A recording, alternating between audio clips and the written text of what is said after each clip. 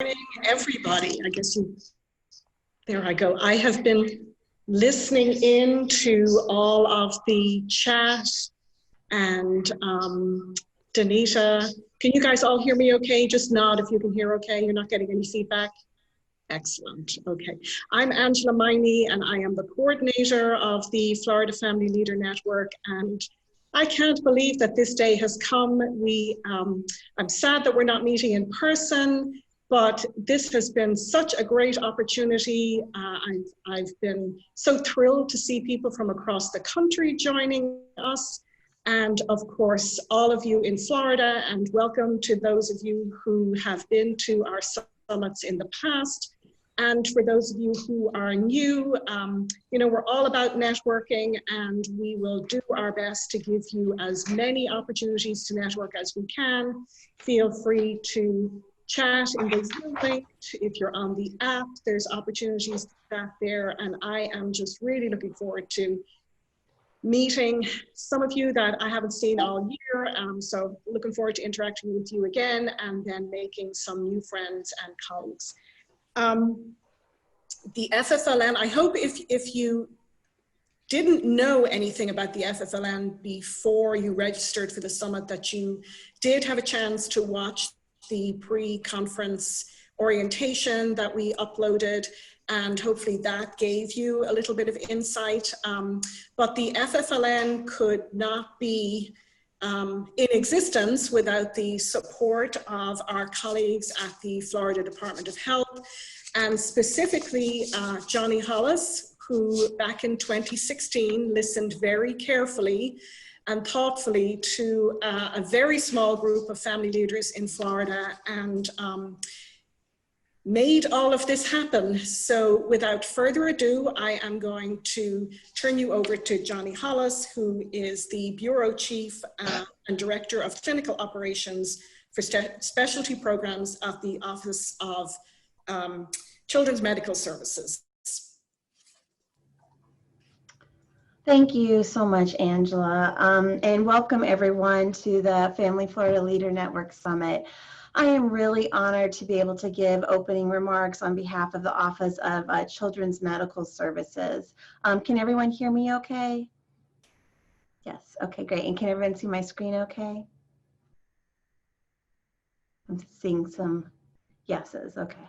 Great. So first, I want to start by saying I can't thank Angela Nugent-Miney and the small army behind her enough for continuing to have the dedication and commitment to see this initial idea that she had start and bloom into this vision that continues to come into fruition with everyone here on this call and beyond. Her tireless efforts and amazing leadership are truly exemplary. So thank you so much, Angela. So as part of opening remarks, Angela asked that I speak to CMS's commitment to the Family Professional Partnership. So first I'm going to start by giving you a little background and a little foundational information. And then after that, we're going to take a little deeper dive. For those of you who know me, you know I like to explore the feeling sides of things. And so that we can actually have a little bit more and share our my perception. And I look forward to hearing from your perception too, on how we actually got to where we are here today. And as part of that, we look forward to ongoing hearing from you as part of the summit where we need to go in the future. So first of all, under the umbrella of Children's Medical Services, we have the division and the office side. So on the right-hand side of my screen, you'll see the division side where we've got our early steps program, our newborn screening program, and child protection teams, and so on and so forth. And then on the left-hand side of our screen, you'll see the Office of Children's Medical Services Managed Care Plan and Specialty Programs. We're most known for our managed care plan for children with chronic medical needs, but I help oversee the specialty program side of things, which includes our clinical eligibility unit, our statewide networks for access and quality, our children's medical assessment teams, and medical foster care program. And what is really near and dear to my heart, and what I'm here as part of today our Title V program for children and youth with special healthcare needs. Our entire vision under Children's Medical Services is that every child with special healthcare needs, regardless of their health insurance, have access to high quality, evidence-based, and most importantly, why we are all here today, that family-centered care.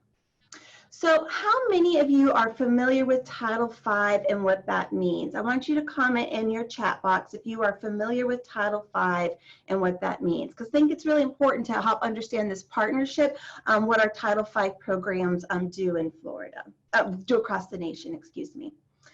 So for those of you that may not know, Title V is specific to the Social Security Act, and it provides federal funding to states in the form of a block grant to help support programs for maternal and child health, as well as children and youth with special health care needs. So as part of what we do under Title V, every 5 years we do a formal needs assessment to help guide our state priorities. As part of our guidance that we receive from our federal partners at HRSA and our Maternal Child Health Bureau, all services need to be culturally competent, evidence-based, and family-centered. And it's really important that as Title V programs, we maximize the impact of the funding that we receive where we can to focus on population health approaches. And I want to take just a little minute or so to explore what we mean by maximizing that impact. So I don't know how familiar everyone is with the maternal child health pyramid. I imagine our emerging professionals are definitely more familiar with this model. And in some models, you'll see 3 tiers, and in some models, you'll see 4 tiers. I really like the 4-tier model because it helps me better understand what we mean by that foundational level of the pyramid and the public health services systems broken out to be population-based services and infrastructure building services. So it's really important, again, when we talk about the guidance from our federal partners for our Title V program to where we can as states to really work on those foundational levels of the pyramid. And let me tell you why. In Florida, we have over 800,000 children with special health care needs. 800,000, 80,000 of those more have those medical complexities, but overall 800,000 out of the 4.1 million children in Florida have special health care needs. And we as the Title V program specific for children with special health care needs get about $8 million in funding. Well, $8 million in funding might sound like a lot, but if you divide that by the 800,000 children we have in Florida, that's about $10 per child. So it's really important when we think about our system at large, and our system at large includes those direct care services. Most importantly, changes brought about by the Affordable Care Act is holding insurance more and more accountable for those direct care services, which has allowed us as Title V programs to then focus on some of those foundational levels of the pyramid, again, to help maximize that population health impact. Now, we get it, we know direct insurance, health insurance alone is not enough to meet the needs of our children and family. And so in order for us to have that true system transformation to meet those needs of our children and family, it's really important for us as Title V, where we can, to focus on these infrastructure building services that you see here on your screen. Doing so creates capacity for which all other maternal child health and children with special health care needs services rely on. So it's working on these infrastructure and population-based services that gives our Title V program the leverage opportunity to do things like we are doing here today that supports the infrastructure for children with special health care needs. Workforce development, which includes the workforce development of our family leaders. Better integration of our community partners, which includes breaking down those silos and having all of you coming together from your various communities and your organization for a more integrated approach in what we're doing. So this is when we talk about the maternal child health pyramid and our Title V focus. This is the context and the foundation that we come to you today. Again, focusing on workforce development, program systems evaluation, resource development and dissemination, and again, that community integrated development, which are some of the like key areas that I see the Florida Family Leader Network working towards today as part of those important population health outcomes that we need to see for our system transformation. Our most important primary guiding principle, not only under Title V, but also in our national standards for children and youth with special health care needs, is our intentional focus on our families. Families are at the core of all that we do. It is the most basic family-centered care partnership that we need, not only at the individual direct service level, but also at that community, systems, and policy level. This is truly the only way that we can ultimately work together for the best interest of the child and the families that we serve. Our family consumer partnership is a myriad of different activities that engage families as full partners at the table, not just at the table, not understanding and not knowing what's going on, but fully informed with the ability for the decision making that they need as part of deciding what is best for their child and family. But again, not just at that individual service level, CMS's commitment to that family professional partnership is to leverage those opportunities to support the movement of us as a state through this network and other family professional partnerships, from those basic elementary levels of family engagement to the levels of families in leadership roles as full partners with program participants with understanding and decision-making responsibility, which is including at that program planning and policy making level, not just that individual service level.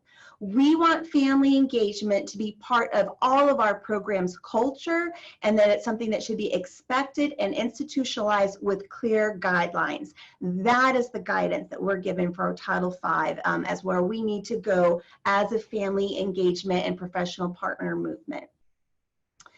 So now that we've gotten through a little bit of the background and the foundational information, I wanted to take a few moments and give you the insider's view on the Family Florida Leader Network and how it actually came into fruition. And I look forward to your comments and your reflections on this journey. Given that we are in the year 2020, and personally for me, with all the events that have happened at the national level, at our state level, and on a personal level, it has been a year of reflection. And this includes, with Angela's prompting and beyond that, that reflection of CMS's commitment to that family professional partnership, especially in light of COVID, our increasing disparities with our social determinants of health, our health equities, and our racial inequities. So I share this information with you in the hopes that we can spur you into action for that intentional learning and full active partnership that we've been known for in our face-to-face meetings. Now that we're in our time of virtual meetings and we know you've got busy lives and busy schedules, we really are hoping that you will be intentional in your learning and your full active participation with this summit, because it's really important for our future efforts with family engagement, because you are the ones that are going to help guide and shape what we need to do as a system to better meet the needs of our children, youth, and families in Florida and beyond. So this was only 4 years ago, back in 2016, prior to the formalization of the Florida Family Leader Network. I want you to comment in the chat box that if you attended this family leadership meeting, and I want you to share any of your reflections from that meeting. The meeting was sponsored by our University of Florida Pediatric Pulmonary program, who is also one of Florida's Maternal Child Health Bureau partners. Angela here was instrumental in gathering a group of family professionals together from various organizations across the state. Her theory was that there were a lot more people doing this work similar to hers as a family professional, but she just hadn't found them yet. But she was determined to do so and see what we could all learn from each other. I was brand new to the state health office at that time. I was only just beginning to learn about Title V, and I had not met Angela before, and definitely didn't know at that time the profound impact this meeting would have on me. While I had had the privilege of learning and working shoulder to shoulder with family professionals through my community work at CMS at the regional office level, I had no idea and did not realize the entire span of family professional partners outside of CMS and across our various organizations, communities, institutions statewide. I also remember being awestruck by the amazingness of the various family professionals that stood up and presented that day. Marisol, Pam, and others, just to name a few, sharing why they did what they did, along with their personal lived experiences and commitment in helping other families in need. Their passion, courage, and strength were remarkable to me and continues to leave a lasting impression that I share with others on their family leader journeys. It was during this meeting in 2016 where the idea of forming a network to further support and strengthen our beginning work started to take shape. We looked at the traits that the family leaders and self-advocates brought to the table, as well as looking at what their champions or the people who supported them and emerging professionals could do to further support and advance these efforts. Our questions were, how do we engage new family professionals? How do we sustain our current family leaders while growing them into senior leaders and continuing to build out this work? At that time, we didn't know what the next steps would be, but we promised to stay in touch as a group. The synergy that came out of this meeting, and I heard this in comments before we started with opening remarks from others who attended later meetings, it continued to stick with me for the next few months as I reflected on the experience and was charged and energized by what had come out of that meeting. As a state health office, we were working on our own internal workforce development. And that is really where we had the aha moment where we really needed to leverage this opportunity and work outside of our box, outside of our own office, and better tie in and integrate with all of our family professional partnerships across the state, tying into Angela's vision to help build a network, and that we could, in fact, use Title V funding to help support this, which is one of what I shared with you as the context and the charge that we have as Title V programs. I still remember fondly the day that I called Angela out of the blue, because she definitely wasn't expecting what was coming, to say that we had identified funding for her to continue this vision if she was still interested. Needless to say, Angela's never really speechless, but in that moment, I left her a little speechless. So those of you, so then the next steps, those of you that have experience in writing and executing contracts can identify with some of those pain points, as it took us well over a year to get that contract in place. And it's still hard to believe that the contract was executed in June of 2018, and a few months later, in September 2018, Angela was able to pull off the first official summit for the Family Florida Leader Network. Amazing work. I don't know how you did it, Angela. I'm tired just thinking about it. So here we are in 2018 at the end of our Family Florida Leader Network. I want you to chat in the chat box if you were at this summit and what your reflections were. We established a vision and specific elements that we wanted to build on. We were inspired by family advocates at the national level, such as Rylan Rogers, and united in our family professional partnerships, and with the assistance of our fantastic facilitator, Danita Gaynor, we quickly got to work to formulating our vision, our mission, our strategic goals, and the development opportunities we wanted to work on. Our mission: we are a network of family leaders and self-advocates, healthcare professionals, and champions committed to collaborating and advocating for person-centered care. Our overarching goal: to break down silos to optimize the health and well-being of children and youth with special healthcare needs. This photo, thanks to our volunteer resident photographer, Max Starnes, is reflective of the quick growth that we saw in Angela's initial efforts, much being grassroots efforts and the word of mouth and shared connections. Fast forward to 2019 and our annual summit on developing leaders. Again, Chad, if you were in attendance, and your reflections on this. Can you believe that was only last year?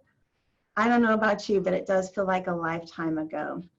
We learned the power of our superhero capes and how at times they also doubled as cloaks of humility.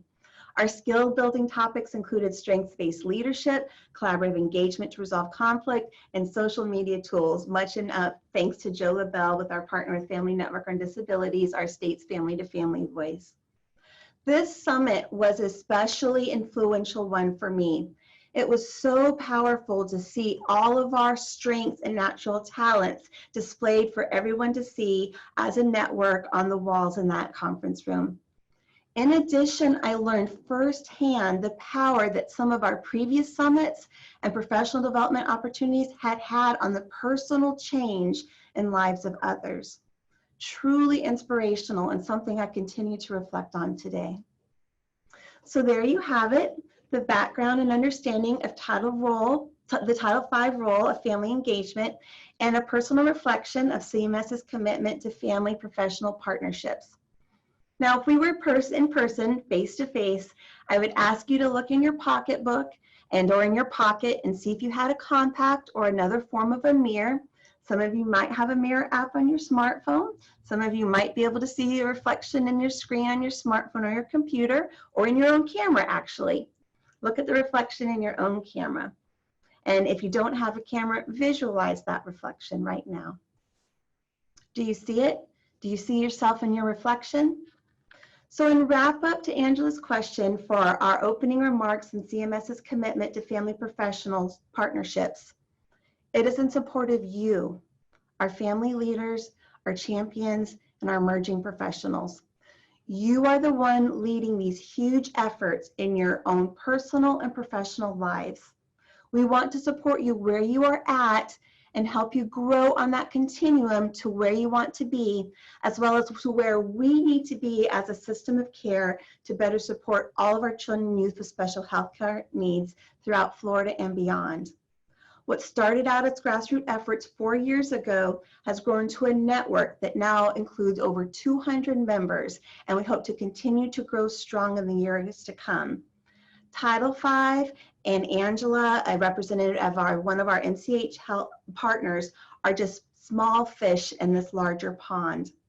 Future plans include more formal partnerships in this work with our other states at MCHB partners and other organizations to help ensure an ongoing, collaborative, and sustainable framework.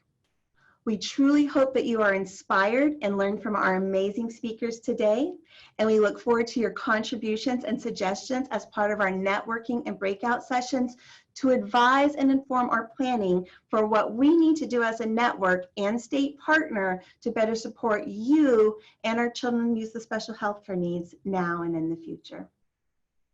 Thank you. Joni, thank you so much for that trip down memory lane. It has brought back so many great memories from that meeting back in 2016 when I remember saying to you, please don't leave your job, whatever you do, because we really need you. And so thank you for sticking around. And for those of you who are new to us, I hope you understand, or I am very passionate about collaborating with what I call our champions, who are the professionals in this role. I keep saying that for those of you who are emerging professionals, that we are going to rely on you as you go to your, you move through your careers. We're going to be relying on you to continue on this work. So without further ado, I am going to ask Dr. Abby Wagner, who is the director of the Pediatric Pulmonary Center here at the University of Florida, to welcome you today as well. We ready? Good morning. I am Abby Wagner, the director of the Pediatric Pulmonary Center at the University of Florida in Gainesville. The Pediatric Pulmonary Centers, or PPCs, as they are more commonly known, are located in 6 academic medical centers across the country. They are guided by the goals and the missions of the Maternal and Child Health Bureau. The centers develop interdisciplinary leaders through graduate and postgraduate training to improve the health status of infants, children, and youth with chronic respiratory and sleep-related conditions.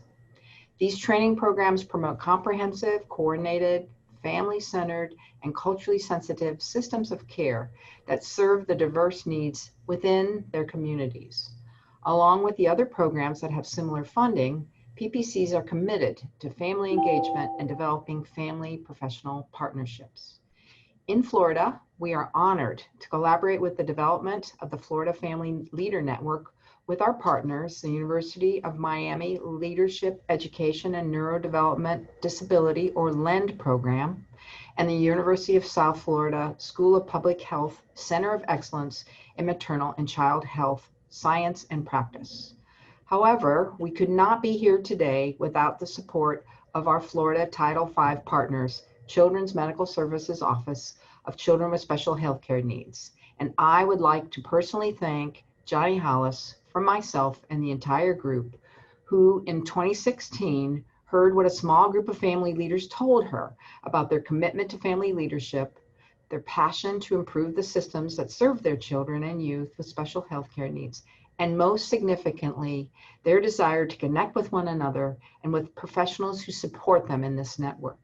Thank you, Joni, for helping us to make the Florida Family Leader Network a reality. We are joining you today from across Florida and many other parts of the country, and while we would rather be meeting in person, we know at this point it's not feasible. We look forward to meeting with you virtually throughout the day, and I encourage you to connect through the app and through the chat in the sessions. Welcome back to all those who've been to an FFLN Summit in the past, and to those of you who are joining us for the first time, we look forward to getting to know you, and welcome to everyone. And now I hand you back to my boss, Angela, to get the morning started. Thank you, Dr. Wagner. And I've asked Avery to share a couple of slides with you, and I gave all of the moderators their marching orders today to stay on time. So in the interest of time, I've got 2 minutes to tell you that for those of you who have been with our network, and you may have gathered this already, but I wanted to tell you that the executive committee has been very busy all year, and I wanted to show you that this is our new logo, and I'm very proud of it, and I will be able to share it with all of you, and you can use it shamelessly throughout the country to promote the FFLN. And on the next slide, I want to just let you know, if you haven't been there already, that we've also developed a website this year. I listened to what you said last year about us needing a website, so floridaleaders.org. And I wanted to especially thank Joe LaBelle, who at Family Network on Disabilities, who did both the web design and the logo. So thanks, Joe, and his team at FND. And finally, you know, I could not do any of this without the planning committee. Even in this virtual setting, they have been really active in helping us put this agenda together. And you can see them there. If I have forgotten anybody, I really apologize, but I really do appreciate all you have done in helping me get this day put together, and I'm really excited to get it going. So I am going to hand you over to Marisol Rose, who is going to introduce our first presenter.